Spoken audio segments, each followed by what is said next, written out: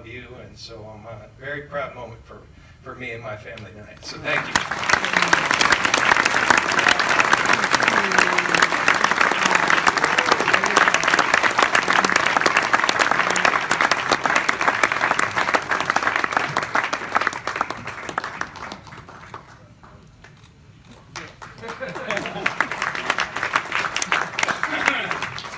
You know, it goes to show you that if you write your kids' papers in school, they can be very articulate.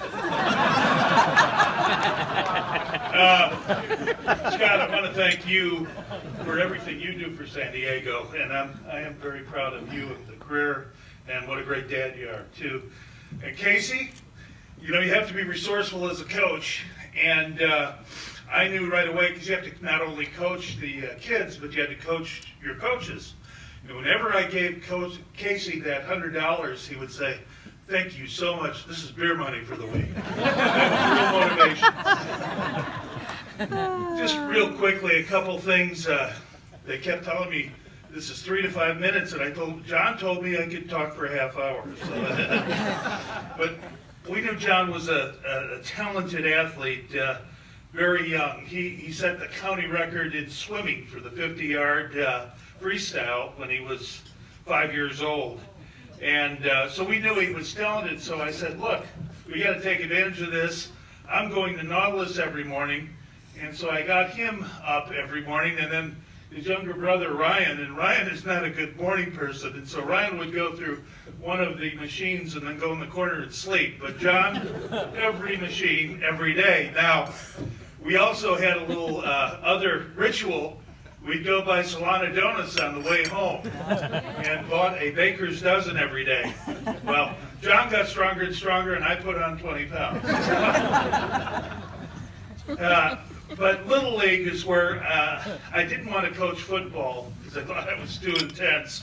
And having played myself, I just didn't want to do that until Dick Gillespie called me for our younger son. But if you ask John, what was the most devastating loss of his career? You'll expect to hear, you know, it was St. Louis or Pittsburgh or one of those games that kept him to go from another Super Bowl. But it will be when the Solana Vista or the Solana Beach All-Stars were knocked out of the All-Star tournament by Vista.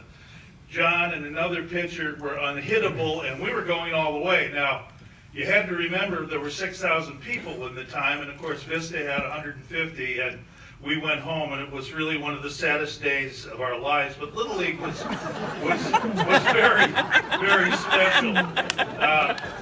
It was there as an 11-year-old, and he made the All-Stars, that he had to wear a jockstrap for the first time. I remember so vividly Kathy out there, and John was picking him. You know, doing the real thing that all the athletes do. And we got him home, and he had it on backwards. Thanks, Dad. Yeah, I understand that. Thanks, Dad. Thank you. I coached Solana Beach Little League for 6 years, and I believe we won 5 or 6 championships. I thought it was the great coaching, but it was also John and his brother who were virtually unhittable. And so we had John was an awesome baseball player, great shortstop, and the kids literally would cry when he pitched. And the most home runs ever hit at Solana Beach was 8. And he hit 20 when he was a 12-year-old, 3 his first game. I could tell that Little League, that John was committed to do whatever it took to go all the way. He was incredibly disciplined, and that grounding of discipline paved the path to being drafted by the Marlins and Bucks. And we took games very seriously. I still can't believe, and I'm sure you can't believe, I was actually kicked out of several games at Little League. And I think back, I said, what was I thinking? But and then another time, we had very bad chicken pox breakout. We were going to play for the championship the next Saturday. Well, John wasn't sick, and I said, well, just stay away from the other kids. And sure enough, on Saturday morning, he said, look, Dad, I've got a couple breakouts. I said, do not tell your mother. It was important that he pitched. Well, he's out there on the mound. This time he's scratching everywhere, and he pitched a no-hitter. So I guess it was a little intense. But well, you know, one of the great things and the rewards that kids give you, and what is so wonderful about Coaching Corps, I received unsolicited a email from one of those kids who you hit in the outfield in the later innings.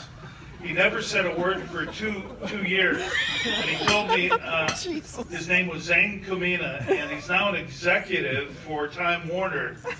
And he said, I want to thank you so much, Mr. Lynch, for the self-confidence you gave me and the fact that I've been able to have a successful career. I owe it all to Little League. And John talked a little bit about Tony's.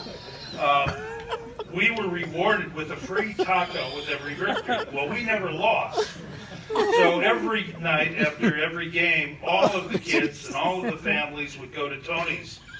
And those free tacos would cost me about $500 a game.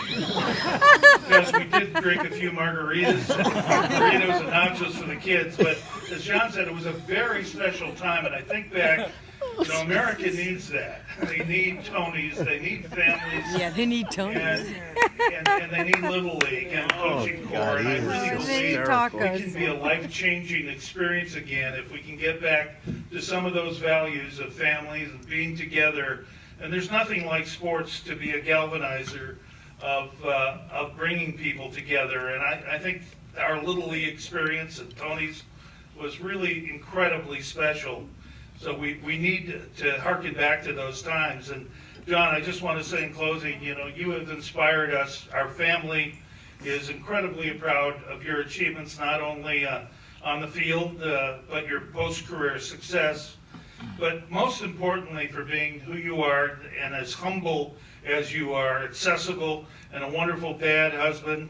You are a great son and human being. And it was really fun to have coached you and Ryan and allowing me to lay a values-based childhood that may have played a role in your success. So thank you all.